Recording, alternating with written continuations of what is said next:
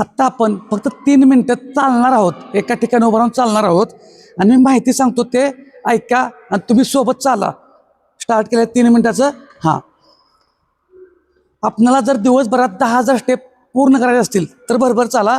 सुरुवात तर केली पाहिजे. तर ही सुरुवात आत्ता आपण 3 मिनिटापासून करतोय. तुम्हाला जेव्हा जेव्हा वेळ मिळेल तुम्ही तुमच्या एखाद्या कोणत्याही पर्सनली ह्याच्यावरती जर लिहून ठेवलं की दिवसभरात 3 मिनिटं चालून किती पावलं तुमची होतात. मी माहिती सांगतो, तुम्ही पावलं मोजत तरी चालेल, नंतर मोजा तरी चालेल. जेवढ्या वेळेला तुम्ही बघणार, मी रोजच्या रोज व्हिडिओ टाकत राहीन. 3 मिनिटं काय करायचं आहे तुम्हाला, आपली पावलं किती होतात मोजा. आणि असं दिवसभरात तुम्हाला जेव्हा जेव्हा वेळ मिळेल तेव्हा तुम्ही हे करू शकताय. आपल्याला दिवसभरात 10,000 स्टेप पूर्ण करायचे आहेत, लक्षात ठेवा. मग आता आपण त्याचा सुरुवात करताना एकदम लहानपासून करायची. एकदमच पहिल्या दिवशी 10,000 स्टेप चालायची गरज नाही, हळूहळू सवय लाव्या. पण लक्षात ठेवा, ॲक्शन घेणं गरजेचं आहे. तुम्ही जोपर्यंत ॲक्शन घेत नाही तोपर्यंत काहीही कोणीही तुम्हाला वजन कमी करू शकत नाही, पोट कमी करू शकत नाही. लक्षात ठेवा, ॲक्शन खूप गरजेची आहे. आणि तेही घरच्या घरी व्यायामानं, घरच्या आहारानं, कोणत्याही प्रोडक्टशिवाय तुम्हाला सवय लावून घेणं गरजेचं आहे. हालचालींची हार्डवर्क, लय मोठं घाम पडोस तरच व्यायाम केला पाहिजे असं पण काय नाही. सातत्याने जेवढ्या लहान लहान हालचाली कराल त्याचा इतका फायदा आहे, इतका इफेक्ट आहे. हे मी नाही सांगत, तुम्ही पुस्तकं वाचा. इकिगाईमधून पुस्तकं आहे, बरेच त्याच्यावरती पुस्तकं आहेत.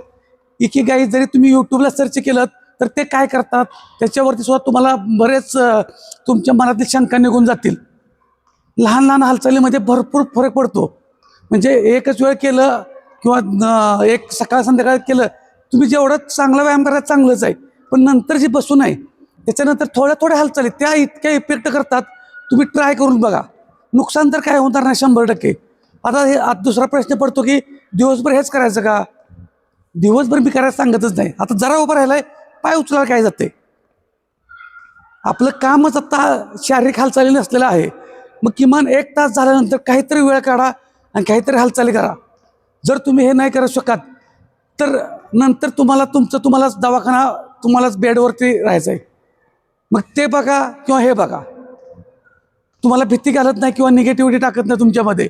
कारण बऱ्याच वेळा काय होतं, अरे हे बाबा म्हणणार सारखा येतोय दिवसभर, जरा वाईट झालं की आलाच पुढं, हे करा ते करा, 1 तास झाला की आलाच पुढं. म्हणजे हेडॅक वाढू नये म्हणून सांगतोय.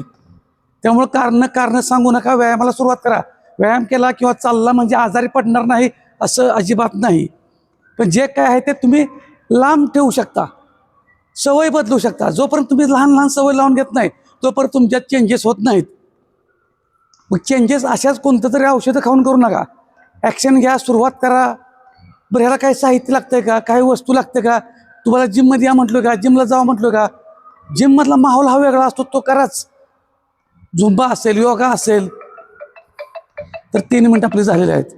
बघता 3 मिनिटं झाली म्हणजे किती कमी वेळात मला बोलायला पण वेळ मिळाला नाही.